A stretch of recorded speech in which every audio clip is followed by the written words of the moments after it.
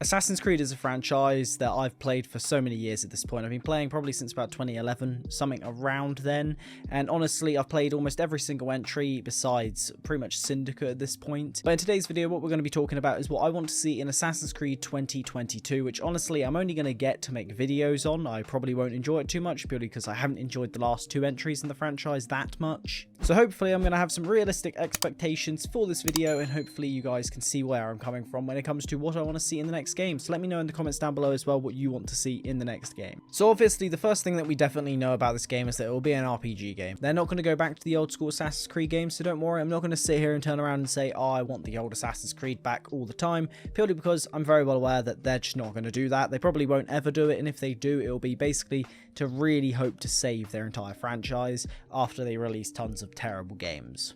So the first thing that I'm going to talk about is how this game is obviously going to be an RPG, and I do want them to actually try and make a proper RPG for the first time, instead of trying to appease fans as well, as they're already not an AC title anymore. That's blatantly obvious, so they might as well just go for it and make a full-blown RPG game with an Assassin's Creed story in the background. And honestly, they just need to make a character that has either got a set amount of opinions on different things and different loads of mannerisms, such as Geralt from The Witcher, as you know, in Valhalla and Odyssey, they tried to kind of blend both of the lines between something, let's say, like a personal character, or at least that's what I like to call them, as something from, let's say, Skyrim, where your character has basically no character traits and it's all down to you to choose how they come across, versus a character that has multiple different choices and different outcomes but has the same underlying personality, such as Geralt. Stealth is something that I wouldn't necessarily say the Assassin's Creed franchise has ever done particularly well. I think the game to be called a stealth game is a big, honestly, not a good example of the franchise at all.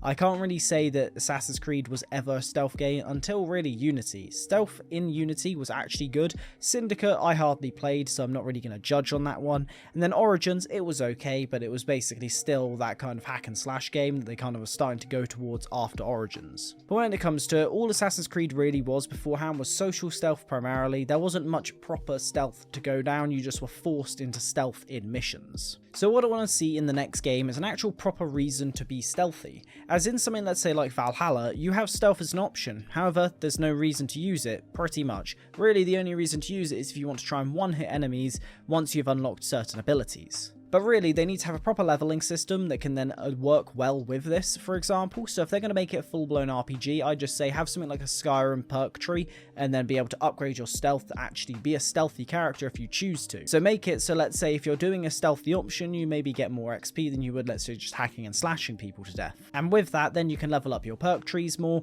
and as well as that, you could actually level up, let's say, your entire stealth until you're a master assassin. As again, in Valhalla, you had basically no reason to be stealthy. Same with Odyssey. Neither game really wanted you to be stealthy, they just wanted you to run in there and attack with basically everything you have, instead of having any reason to go around and hide in bushes, for example. There was no reason to. There was no reason to hide up against walls, because, again, there was no reason to. You were already powerful enough for most of the enemies, and if you weren't powerful enough, Ubisoft expected you to get XP boosters. Now, the next one that I want to talk about is making a game that has lively locations. As Valhalla was a very beautiful game, and I don't think anyone can really deny how good that game looked, but honestly, it was extremely just dead in general. I get that obviously this is like medieval England, and, you know, England wasn't exactly the most lively place then, but how did they make Constantinople more lively in a game that was made back in like 2013 or something like that? 2011, really? Something around there.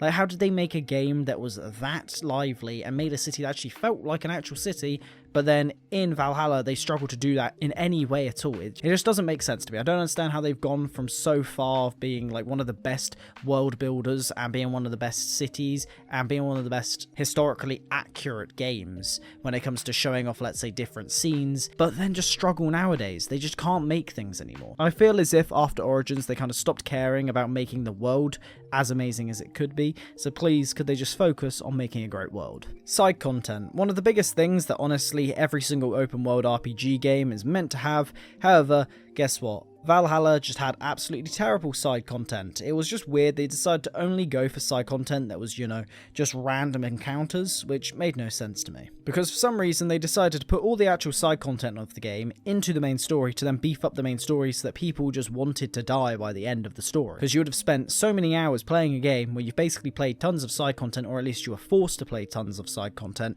to actually finish the game. All they need to do is actually make side content that is enjoyable. They don't need to make side content and then force it into the main story. They don't need to make awful random encounters that last 30 seconds to a minute. Just make actual side content that will last for a little bit longer than 10 minutes maybe, or a little bit less, and actually have it to be something that's enjoyable. So yeah, if they're not going to make an Assassin's Creed focused game, they at least need to try and make a good game. Now the last thing on this list, which has always confused me with the most recent entries to the franchise, is how bad their emotional characters are.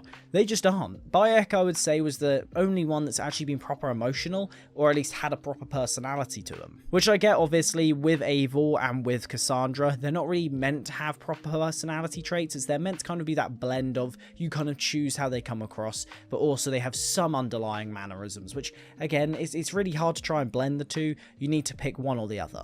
But it's not even down to just the main characters. They seem to struggle with this across the board with their AI in the games. Because, for example, in Valhalla, they seem to struggle with the idea of crowds. They can't actually seem to make a crowd that sounds like it should be there. They just have the character talking to almost dead silence, if not just mumbling, and it's as if nothing's going on.